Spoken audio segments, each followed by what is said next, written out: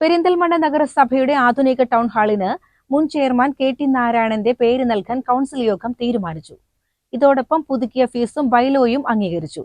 നഗരത്തിലെ പൊതുസ്ഥലങ്ങളിൽ ശുചിത്വ സന്ദേശങ്ങളും നിയമപരമായ മുന്നറിയിപ്പ് ബോർഡുകളും സ്ഥാപിക്കുന്നതിനും കൗൺസിൽ യോഗം തീരുമാനിച്ചു.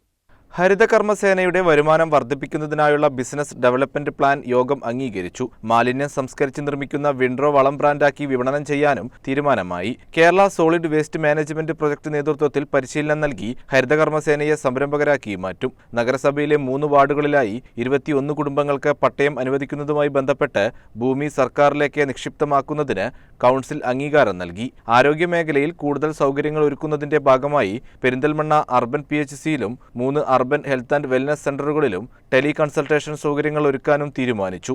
ഇതിലൂടെ നിശ്ചിത സമയങ്ങളിൽ ഡോക്ടറുടെ സേവനം ടെലി കൺസൾട്ടേഷൻ സംവിധാനത്തിലൂടെ ലഭ്യമാകും. പെരിന്തൽമണ്ണ നഗരസഭയിൽ പാലിയേറ്റീവ് പ്രവർത്തനങ്ങൾക്ക് 3 ആശാപ്രവർത്തകരെ പുതുതായി നിയമിക്കുന്ന കാര്യവും കൗൺസിൽ അംഗീകരിച്ചു. സ്വച്ഛ് ഭാരത് മിഷൻ IEC ഫണ്ടുകൾ ഉപയോഗിച്ച് നഗരത്തിലെ പൊതുസ്ഥലങ്ങളിൽ ശുചിത്വ സന്ദേശങ്ങളും നിയമപരമായ മുന്നറിയിപ്പ് ബോർഡുകളും സ്ഥാപിക്കുന്നതിനും കൗൺസിൽ യോഗം തീരുമാനിച്ചു. CCN പെരിന്തൽമണ്ണ.